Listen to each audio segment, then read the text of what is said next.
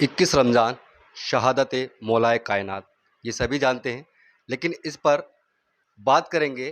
مولانا صاحب سے ہمارے ساتھ ہیں، ان سے جانیں گے کہ پورا معاملہ کیا تھا، مولا علی کون ہیں اور اسلام کے لیے ان کی کیا کیا قربانیاں رہی ہیں، اسی پر ہم بات کریں گے۔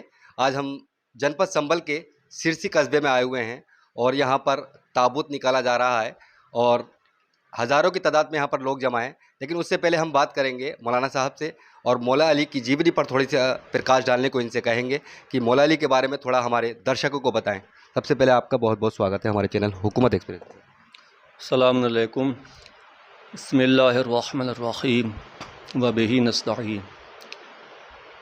پروردگار عالم کی ذات وحدہ لا شریک ہے، اور اسی اللہ نے اپنے بندوں کی ہدایت کے لیے انبیاء کا سلسلہ شروع کیا، اور اس سلسلے کی آخری کڑی کا نام ہے حضرت محمد مصطفیٰ صلی اللہ علیہ وآلہ وسلم۔ جہاں تک سوال ہے مولا کائنات علی بن ابی طالب علیہ السلام کی زندگی اور ان کی سوانح حیات پر روشنی ڈالنے کا، تو مجھ جیسا کم علم بے بذات انسان مولا کائنات علی بن ابی طالب علیہ السلام کی نہ تو پوری معرفت رکھتا ہے اور نہ ہی ان کے فضائل کو مکمل طور پر بیان کر سکتا ہے۔ وہ بھی اس لیے کہ خود پیغمبر اسلام نے ارشاد فرمایا، علی تم کو نہیں پہچانا مگر میں نے اور خدا نے۔ تو اس کا مطلب یہ ہے کہ جب صرف اور صرف پیغمبر اسلام اور اللہ ہی ان کی ذات کی اصل معرفت رکھتے ہیں، تو پھر انسان کے بس کی بات نہیں ہے کہ وہ مولا کائنات علی بن ابی طالب علیہ السلام کی کما حق ہو جیسی معرفت رکھنی چاہیے وہ معرفت حاصل کر سکے۔ لیکن صرف اور صرف ظاہری طور پر ہم یہ دیکھتے ہیں کہ یہ وہ ذات ہے کہ جس کی ولادت 13 رجب کو کعبہ بیت اللہ میں ہوئی، اور پھر وہ بھی ایک حادثاتی طور پر نہیں تھی، بلکہ مولا کائنات کی ولادت جب کعبے میں ہوئی تو پھر تاریخ یہ لکھتی ہے کہ جب ان کی والدہ گرامی کعبے کی دیوار سے کے قریب پہنچیں اور اپنے شکم مبارک کو کعبے کی دیوار پر مس کیا تو وہ کعبے کی دیوار شگافتہ ہو گئی، 2 حصوں میں تقسیم ہوئی، اور مولا کائنات علی بن ابی طالب علیہ السلام کی والدہ ماجدہ جناب فاطمہ بنت اسد کعبے میں پہنچیں اور پھر 3 دن تک اسی کعبے میں رہیں، اور 3 دن تک لوگوں کے درمیان یہ بات چرچا میں رہی کہ ابو طالب کی بیوی کعبے میں ہے۔ اور پھر آپ ذرا غور فرمائیں کہ جس در سے عام لوگ کعبے کے اندر جاتے تھے، اس در سے اللہ نے علی کی والدہ ماجدہ کو اپنے یہاں مہمانی پر نہیں بلایا، بلکہ ان کے لیے ایک نیا در رکھا۔ اور پھر 3 دن تک مسلسل یہ شور شرابہ اور یہ چرچائیں رہیں کہ ابو طالب کی اہلیہ وہاں پہنچی، علی ابو طالب کی۔ تو ہر شخص مکے کے قرب و جوار میں رہنے والا اس ماجرے کو سن کر اس کی حقیقت کو دیکھنے کے لیے مکے میں آ گیا، اور پھر ایک جمع غفیر تھا۔ لیکن 3 دن کے بعد اللہ کے رسول کو حکم ہوا، اے میرے حبیب جاؤ، ہم نے تمہارے ولی کو دنیا میں بھیج دیا، اس کے استقبال کے لیے پہنچو۔ پیغمبر اسلام 3 دن کے بعد پہنچے تو پھر وہی دیوار شگافتہ ہوئی، پھر اپنی آغوش میں مولا کائنات کو لیا۔ اب وہ بڑی مفصل تاریخ ہے کہ جیسے ابھی جب مولا کائنات اس دنیا میں آئے تو تاریخ یہ لکھتی ہے کہ علی نے اس دنیا میں آنے کے بعد اپنی آنکھیں نہیں کھولیں، لیکن جیسے ہی پیغمبر اسلام نے کہا چچی جان لاؤ میرے بھائی کو میری آغوش میں دے دو، اور جیسے ہی علی پیغمبر اسلام کی آغوش مبارک میں آئے تو آنکھوں کو کھول دیا۔ یعنی سب سے پہلے علی نے اس دنیا میں آنے کے بعد زیارت کی ہے تو وہ بھی چہرہ انور حضرت محمد مصطفیٰ صلی اللہ علیہ وآلہ وسلم کی۔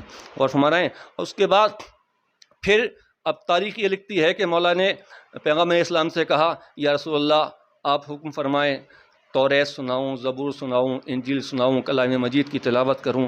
اللہ کے رسول کے حکم پر علی نے ہر آسمانی کتابت کی تلاوت کی، اور اس پر اللہ کے رسول یہ کہتے ہوئے نظر آئے کہ علی تم نے توریت کو ایسا پڑھا ہے جیسے جناب موسیٰ پڑھتے تھے، انجیل کو ایسا پڑھا ہے جیسے جناب عیسیٰ پڑھتے تھے، زبور کو ایسے پڑھا ہے جیسے جناب داؤد پڑھتے تھے، اور کلام مجید کی تلاوت ایسے فرمائی ہے جیسے میں کرتا ہوں۔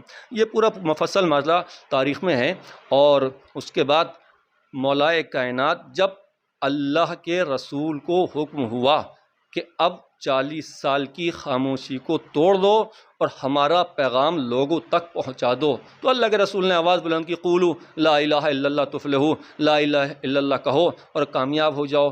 تو پھر ایک مد مقابل ایک گروہ، ایک مخالف کا، جس کا سرغنہ ابو سفیان تھا، وہ آیا اور اللہ کے رسول کو مختلف قسم کی شدتیں، مختلف قسم کی سختیاں اور تکلیفیں اور ان کو اذیتیں دینی شروع کی۔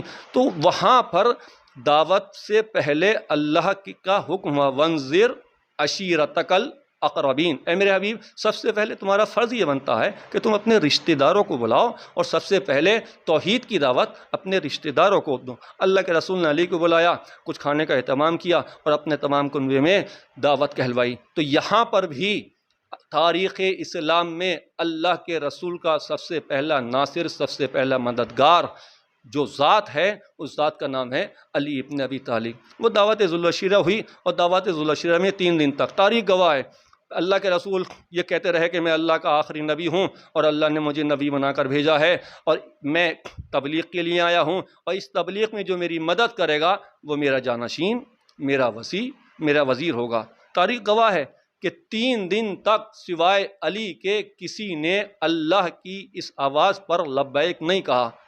3 دن تک جب بھی رسول نے کہا کہ کون ہے تم میں سے جو اللہ کی دعوت میں میرا ناصر، میرا مددگار ہو، کھڑا ہو، تو صرف علی کھڑے ہوتے رہے، اور اللہ کے رسول نے علی کو بٹھاتے رہے۔ لیکن تیسرے دن جب کوئی نہیں اٹھا تو پھر علی نے کہا، یا رسول اللہ میں آپ کا ناصر ہوں، میں آپ کا مددگار ہوں، میں آپ کی۔ تو اس کے بعد اللہ کے رسول نے کہا، علی تم میرے جانشین ہو، تم میرے وزیر ہو، تم میرے وصی ہو۔ اور وہاں سے پھر اسلام پھیلنا شروع ہو گیا۔ لیکن جیسے جیسے لوگ، اس لیے کہ اسلام کی خاصیت یہ ہے کہ اسلام جب اللہ کے رسول نے لوگوں پر پیش کیا تو اسلام کو قبول کرنے والے ثروت مند لوگ نہیں تھے، مکے کے اشراف نہیں تھے، بلکہ مکے کے وہ دبے کچلے لوگ جو غلامی میں اور فقیری میں زندگی گزار رہے تھے، وہ اللہ کی آواز پر لبیک کہتے ہوئے آگے آئے، اور جب آگے آئے تو اللہ کے رسول نے ان پر سایہ کیا۔ اب یہاں سے یہ سلسلہ شروع ہو گیا، لیکن وہ وقت قریب تھا کہ اللہ کے رسول کو مکے سے ہجرت کرنی پڑی مدینے کی طرف۔ اللہ کے رسول نے ہجرت کی، اور اس ہجرت میں یہیں سے اسلامی کیلنڈر کا پہلا سال شروع ہوتا ہے۔ اب وہ ہجرت کا ماجرا بڑا عجیب تھا۔ ہجرت کا ماجرا یہ ہے کہ اللہ کا حکم ہوا کہ اے میرے حبیب، یہ کفار و مشرکین تمہیں قتل کرنا چاہتے ہیں آج کی رات، لہٰذا تم اپنے بستر پر اپنے بھائی، اپنے وزیر، اپنے جانشین علی ابن ابی طالب کو سلا کر مکے سے مدینے کی طرف ہجرت کر جاؤ۔ علی وہاں سو گئے، اور جب علی وہاں سوئے تو جو کفار و مشرکین اللہ کے رسول کو قتل کرنے کے لیے آئے تھے، وہ دور سے دیکھتے رہے کہ رسول سو رہے ہیں۔ پوری رات گزر گئی، اس لیے کہ عرب کا دستور یہ تھا کہ رات میں کسی کو قتل کرنا وہ اچھا نہیں سمجھتے تھے، لہٰذا انہوں نے سحر ہونے کا انتظار کیا، اور جیسے ہی سحر نمودار ہوئی، سارے 40 لوگ، ہر قبیلے کا ایک شخص تھا، جیسے ہی گھر میں داخل ہوئے، چادر ہٹائی تو کیا دیکھا کہ یہ تو اللہ کے رسول، یہ محمد ابن عبداللہ نہیں ہے، یہ تو علی ابن ابی طالب لیٹے ہوئے ہیں۔ تو ایک مرتبہ یہاں پر ایک عام انسان ہوتا تو گھبراتا، خوف کھاتا، لیکن جیسے ہی چادر ہٹائی وہ کہا، ارے تم تو علی ہو، کہاں گئے محمد؟ تو مولا کائنات نے آواز دی، ایک مرتبہ انہوں نے جواب دیا کہ میں یہاں ہوں، اللہ کے رسول کے بستر پر لیٹا ہوا ہوں، اور اللہ کے رسول کہاں گئے مجھے کیا پتہ، مجھے تو بتا کر نہیں گئے۔ اب یہاں سے آپ اندازہ لگائیں کہ اسلام کی جنگ کا پہلا مقدمہ تھا ہجرت کی شب، اس پہلے مقدمے میں بھی مولا کائنات علی ابن ابی طالب علیہ السلام ہی اسلام پر قربان ہونے کے لیے بستر رسول پر سوئے۔ یہ شب ہجرت، جی یہ شب ہجرت۔ اور اب آپ جب جنگوں کا دور دیکھیں گے تو چاہے جنگ بدر ہو، چاہے جنگ احد ہو، چاہے خیبر ہو یا خندق ہو، ہر جگہ مولا کائنات ہی ہیں جو اپنی جان کی بازی لگا کر اللہ کے رسول اور اللہ کے اسلام کو پروان چڑھا رہے ہیں۔ اب میں آپ سے دوسرا سوال یہ کروں گا کہ 19 رمضان اور 21 رمضان کیا واقعہ ہوا تھا؟ آخر کیا کارن تھا جو کہ کفاروں نے آپ اللہ کے نبی کے دوست بھائی مولا علی کے اوپر وار کیا؟ کیا معاملہ ہوا تھا وہ پورا؟ دیکھیں آپ اگر غور سے، میں اکثر یہاں بھی مجلسوں میں کہتا ہوں اپنے مسلمان بھائیوں سے کہ دیکھیں وہ کبھی کسی دوسرے پر تکیہ نہ کریں، کسی پہ بھروسہ نہ کریں۔ آج کا علم جو ہے وہ انسان کے ہاتھوں میں ہے، یہ موبائل ہے، اس میں ہر قسم کی کتاب جو ہے اپلوڈ کر دی گئی ہے، کتابیں پڑھیں، اور کتابیں پڑھنے کے بعد معلوم ہو جائے گا کہ مولا علی علیہ السلام کو 37 ہجری کے آخری مہینے یعنی ذی الحج، جس کو ہم بقرعید کا مہینہ کہتے ہیں، اس کے 3 دن باقی رہ گئے تھے کہ تیسرے خلیفہ کو مسلمانوں نے قتل کر دیا، اور تمام کا تمام مجمع مولا کائنات کے پاس آیا، آپ خود خلافت کو قبول کر لیجئے۔ مجمع کا اس طرح بڑا، مولا علی نے خلافت کو قبول کر لیا، لیکن خلافت کو قبول کرتے ہی مولا علی کو 3 گروہ سے مقابلہ کرنا پڑا۔ پہلا گروہ حکیم شام، انہوں نے کہا کہ ہم علی کی خلافت کو قبول نہیں کریں گے، جبکہ اجماع کے ساتھ تھا، نہیں کیا۔ دوسرا گروہ وہ طلحہ زبیر تھے، جو صرف مولا کائنات کے ساتھ خلافت کے وقت اس لیے آئے تھے کہ لالچ میں کہ ہمیں کچھ دے دیا جائے گا، لیے مولا ان کے کردار سے، ان کے کریکٹر سے بخوبی واقف تھے، انہیں کہیں کا انہوں نے منصبدار اور کہیں کا والی، کہیں کا حاکم نہیں بنایا، تو وہ بھی ناراض ہو گئے۔ یہ تیسرا گروہ ہوا۔ تیسرا گروہ وہ تھا خوارج کا، جنہوں نے جنگ نہروان مولا کائنات سے لڑی۔ یہ خوارج وہ لوگ تھے جو نہ علی کو پسند کرتے تھے، نہ حاکم شام معاویہ اپنے ابی سفیان کو پسند کرتے تھے، اور نہ ہی طلحہ زبیر کو۔ ان کا مقصد یہ ہے تینوں کو قتل کر کے ہم اپنی ایک جو نئی فکر ہے اسلام میں وہ داخل کر دیں۔ لہذا نتیجہ ہوا یہ خوارج مکے میں جمع ہوئے، اور مکے میں جمع ہونے کے بعد یہ طے پایا کہ ایک شخص کو معین کرو کہ وہ شام جائے اور معاویہ اپنے ابی سفیان کو قتل کرے، ایک شخص کو معین کرو کہ وہ مصر جائے، عمرو ابن عاص کو قتل کرے، اور ایک شخص کو معین کرو کہ وہ کوفے جائے اور علی ابن ابی طالب کو قتل کرے۔ لہٰذا کوفے عبد الرحمن ابن ملجم کو بھیجا گیا۔ عبد الرحمن ابن ملجم آیا اور وہ اشعث سے اس نے ملاقات کی، چونکہ پہلے اس کو ایڈریس دے دیا گیا تھا۔ اشعث اپنی بھتیجی کے پاس قطامہ کے گھر اس کو لے گیا، وہاں وہ ٹھہر گیا۔ قطامہ ایک حسین و جمیل عورت تھی۔ یہ قطامہ کے باپ اور اس کے 3 بھائی جنگ صفین میں مولا علی علیہ السلام کے رکاب میں، ان کے لشکر میں شہید ہوئے۔ وہ شہید کرنے والا ہی وردان تھا۔ وردان یہ چاہتا تھا کہ قطامہ سے شادی کرے، لیکن وردان ایک لا ابالی انسان تھا، یعنی وہ مذہب کا پابند نہیں تھا، لہٰذا یہ قطامہ کے باپ مذہب کا پابند تھا، وہ اس کو پسند نہیں کرتا تھا۔ اس نے سوچا ان کے قطامہ کے بھائی ان کے باپ کو مار دو، لہٰذا میری آسانی سے اس کے ساتھ شادی ہو جائے گی۔ اس نے جنگ صفین میں ہی ان تینوں بھائیوں کا کام کر دیا، اور آگے یہ کہہ دیا کہ قطامہ سے کہ قطامہ دیکھا تم نے علی کو، علی نے اپنے بچوں کو بچا لیا اور تمہارے بھائیوں کو جنگ صفین میں قتل کرا دیا۔ لہٰذا یہ بغض قطامہ کے دل میں بیٹھ گیا، اور وہ ہر آن یہ چاہتی تھی کسی بھی صورت علی کا سر تن سے جدا کر دیا جائے۔ لہٰذا عبد الرحمن ابن ملجم وہاں آیا، قطامہ سے ملاقات ہوئی، وہ قطامہ کا عاشق ہو گیا۔ اس نے ایک مرتبہ اپنی شادی کا پیغام دیا۔ قطامہ نے کہا کہ میں تم سے شادی تو کر لوں گی، لیکن ایک شرط ہے۔ انہوں نے کہا شرط کیا ہے؟ کہا شرط یہ ہے کہ مہر میرا علی کا سر ہوگا۔ اب عبد الرحمن ابن ملجم نے کہا میں تو آیا ہی اس لیے ہوں، لہٰذا 1000 درہم کی تلوار اور 1000 درہم کا زہر خریدا گیا، اور تلوار کو زہر میں بجھایا گیا، اور وہ تلوار عبد الرحمن کے ہاتھ میں دی گئی۔ عبد الرحمن کے ساتھ وردان جو پہلے اس کا عاشق تھا، اس کے بعد شبیب، یہ 2 آدمی اور ساتھ کیے گئے، ان کو مسجد کوفہ میں بھیج دیا گیا۔ مولا کائنات 19ویں شب کی، رمضان کی 19ویں شب تھی، اور نماز پڑھنے کے لیے مسجد میں پہنچے۔ اذان سے پہلے 2 رکعت نماز داخلہ مسجد پڑھی، اس کے بعد جب اذان کا وقت ہو گیا تو گلدستہ اذان پر پہنچے، اور گلدستہ اذان پر پہنچنے کے بعد اذان کہی۔ تاریخ یہ کہتی ہے کہ علی نے اتنی بلند آواز سے اذان کہی کہ کوفے کے ہر مسلمان کے کان میں علی کی آواز کی، علی کی اذان کی آواز پہنچی۔ لوگ جمع ہونے لگے، مولا نماز کے بعد نافلہ پڑھنے لگے، اور نفل پڑھنے کے بعد مولا پہلی رکعت کے پہلے ہی سجدے میں تھے کہ عبد الرحمن ابن ملجم نے وہ زہر آلو تلوار مولا کائنات علی ابن ابی طالب علیہ السلام کے سر مبارک پر رکھی۔ یہ ایک مختصر سا میں نے آپ کو ذائچہ تاریخ کی حوالے سے پیش کر دیا کہ آپ ذرا خود سوچیں کہ 5 سال صرف حکومت رہی مولا کائنات کی، اور اس 5 سال میں مولا کائنات نے 5 نہیں بلکہ 5 سے زیادہ جنگیں لڑیں، یعنی مسلمانوں نے جو اصل اسلام تھا وہ مولا کو پہنچانے کی فرصت ہی نہیں دی۔ 5 سال میں 5 جنگیں آپ ذرا سوچیں، اور کوئی جنگ ایسی نہ تھی جو 1-2 دن کی ہو۔ غور فرمایا؟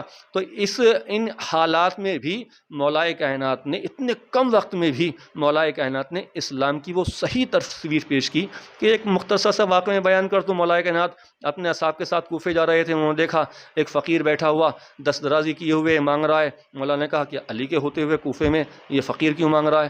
تو وہاں کسی نے آگے بڑھ کر کہا مولا یہ مسلمان نہیں ہے، یہ نصرانی ہے، کوفے میں آ کر رہا۔ تو مولا کائنات نے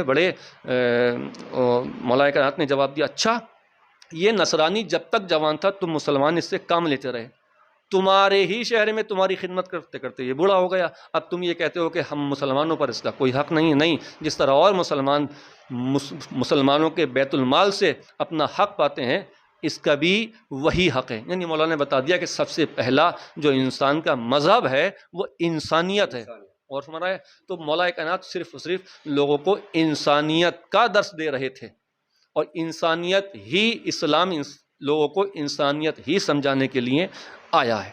اچھا، اب میں یہ جاننا چاہوں گا کہ کب سے آپ یہاں پر قصبے میں اپنے مولا کائنات کی شہادت منا رہے ہیں اور کس طرح سے مناتے ہیں؟ جی دیکھیں، ہماری سرسی کو آباد ہوئے تقریباً 788 سال ہو گئے جب سے سرسی کی بنیاد پڑی، اور سرسی کی بنیاد ڈالنے والے سید جمال الدین عرف دادا مخدوم صاحب ہیں۔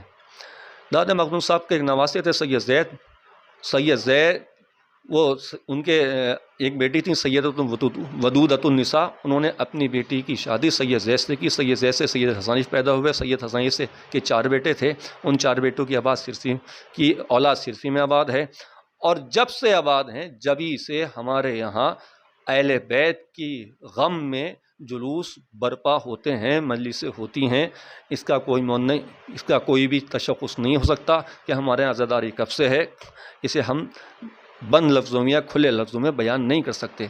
ہم نے دیکھا، ہمارے آباء و اجداد نے دیکھا 21 رمضان کو، یہ 21 رمضان تاریخ میں آج ہی کا دن ہے، اور یہی رات کا وہ وقت ہے کہ مولا کائنات اس دنیا سے تشریف لے گئے۔ میں مسلمانوں کو پھر یہاں پر ایک دعوت فکر دینا یہ چاہتا ہوں کہ اگر آپ واقعاً اپنے دعوے میں سچے ہیں اور یہ چاہتے ہیں کہ ہم اہل بیت سے محبت کرتے ہیں، تو بھائی اہل بیت سے محبت صرف زبانی نہیں بلکہ اس طرح کرو جس طرح اللہ کے رسول نے کہا، ان کے غم میں مغموم ہو اور ان کے خوش میں خوشی ہو۔ بہت سے لوگ کہتے ہیں کہ اہل بیت شہید ہیں، تو پھر شہید پہ رو کیوں رہے ہو، شہید زندہ ہوتا ہے۔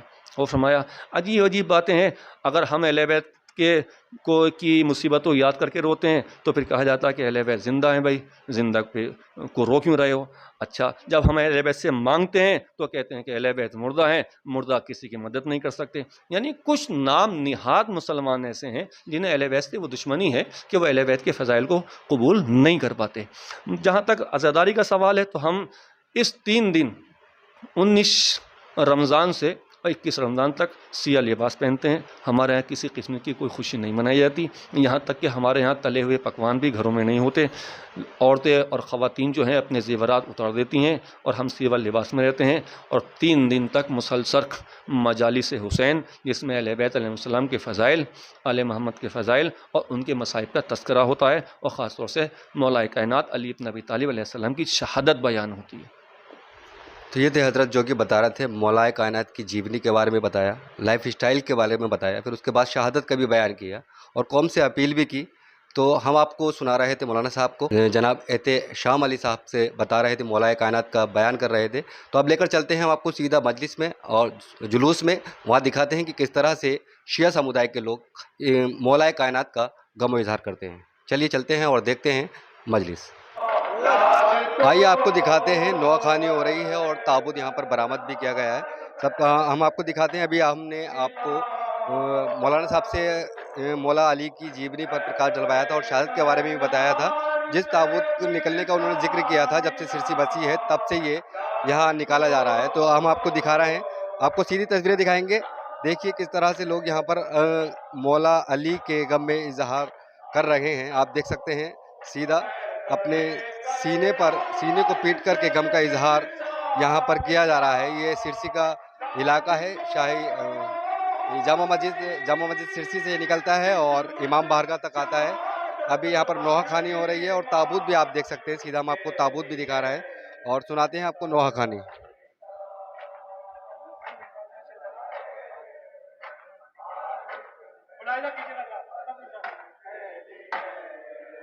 سر علی کا سجدہ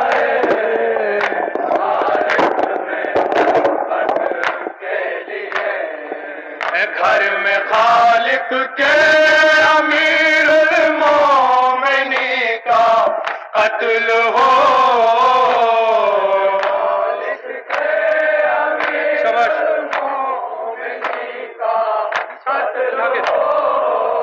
گھر میں خالق کے امیر المومنین کا قتل ہو،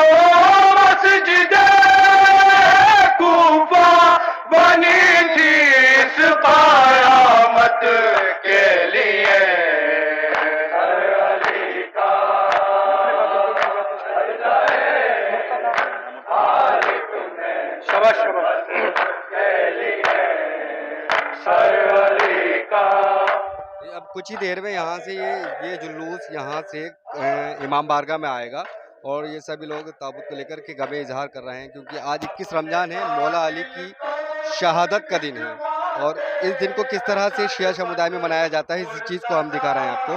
آئیے دکھاتے ہیں کہ جلوس کہاں تک آئے گا، وہ جگہ بھی دکھاتے ہیں کہ جہاں پر جلوس آئے گا، آپ کو لے کر چلتے ہیں سیدھا کہ جلوس جہاں پر آئے گا اس جگہ کو بھی دکھاتے ہیں، اور یہاں پر ایک مزار بھی ہے جو سرسی کی یہ ایتہاسک درگاہ ہے یہاں پر، اور یہ جو ہم آپ کو دکھائیں گے یہ امام بارگاہ ہے، یہ ایتہاسک امام بارگاہ ہے یہاں کی، یہاں پر یہ جلوس آئے گا، لوگ انتظار بھی کر رہے ہیں بیٹھ کر کے۔ آپ دیکھ سکتے ہیں کہ امام بارگاہ میں لوگ آ رہے ہیں، زیارت کے لیے آ رہے ہیں۔ آپ دیکھ رہے ہیں حکومت ایکسپریس پر ہم آپ کو یہ دکھا رہے ہیں نظارہ پورا۔ آپ دیکھتے ہیں سامنے ایک مزار ہے، سامنے ایک مزار ہے، یہ بھی جانیں گے کہ کن صاحب کا مزار ہے اور کتنا پرانا مزار ہے، اس کے بارے میں بات کریں گے۔ ہمارے ساتھ ہیں یہاں کے ہی نواسی ہیں، ان سے تھوڑا سا پوچھیں گے کہ یہ مزار کس کا ہے کس کا نہیں ہے۔ کیا نام ہے آپ کا؟ محمد علی صاحب، یہ مزار سامنے ہے، ابھی ہم دکھا رہے تھے، یہ کن کا مزار ہے؟ یہ دادا مخدوم صاحب کا تو یہ کون سا امام بارگاہ ہے۔ کہلاتا یہ ہے؟ بڑا امام باڑہ ہے یہاں کا، یہ تابوت آ رہا ہے، یہ کہاں- مسجد سے نکلا ہے تابوت اور یہیں امام باڑے مان کے بڑھے گا یہ۔ امام بارگاہ میں یہاں پر ختم ہوگا، ہاں یہیں بڑھتا ہے، یہیں ختم ہوتا ہے یہاں پہ بڑھ جاتا ہے۔ تو یہ بتا رہے تھے محمد علی کہ امام بارگاہ میں آ کر یہ تابوت سمپن ہو جاتا ہے، کہ ابھی ٹائم ہے، تھوڑا ٹائم لگے گا، ابھی جلوس نکلنا اسٹارٹ ہوا ہے، جیسے کہ میں آپ کو دکھا رہے ہیں کہ تابوت کے حساب سے لگ بھگ آدھا گھنٹہ لگے گا، لیکن آدھا گھنٹے تک ہم آپ کو نہیں دکھا پائیں گے۔ فی الحال آپ کو ہم یہ تصویریں دکھا رہے ہیں، حکومت ایکسپریس پر آپ دیکھ سکتے ہیں کہ تابوت تھوڑی ہی دیر میں یہاں سے نکلنے والا ہے، جہاں پہنچے گا اس جگہ کو بھی دکھایا اور درگاہ کے بارے میں نے آپ کو بتایا، اور اس سے پہلے مولانا صاحب سے بھی بات کی اور حضرت علی کی جیونی پر ان سے پرکاش ڈالنے کو کہا، شہادت کے بارے میں بتایا، اور سرسی میں کب سے یہ عزاداری کی جا رہی ہے، عزاداری کیوں کی جاتی ہے اس بارے میں انہوں نے بتایا، تو آپ کو ہم دکھا رہے تھے۔ آپ دیکھ رہے ہیں حکومت ایکسپریس پر 21 رمضان کا یہ اسپیشل پروگرام جو لگاتار ہم آپ کو اپنے کیمرے میں قید کر کے دکھا رہے ہیں۔ اس وقت ہم اتر پردیش کے جنپد سنبھل کے سرسی قصبے میں کھڑے ہیں۔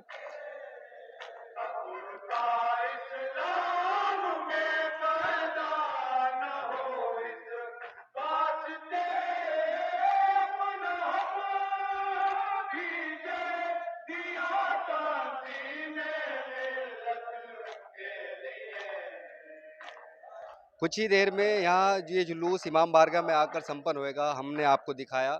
حکومت ایکسپریس پر 21 رمضان کا اسپیشل پروگرام مولا علی کی شہادت کے بارے میں آپ لوگوں کو جاننے کو ملے گا۔ اس ویڈیو کو دیکھیں۔ اگر یہ ویڈیو آپ کو پسند آئی ہو تو لائک کریں، شیئر کریں اور کمنٹ کریں۔ اگر فیس بک پر آپ دیکھ رہے ہیں تو اس کو ہمارے پیج کو فالو کرنا اور لائک کرنا نہ بھولیں۔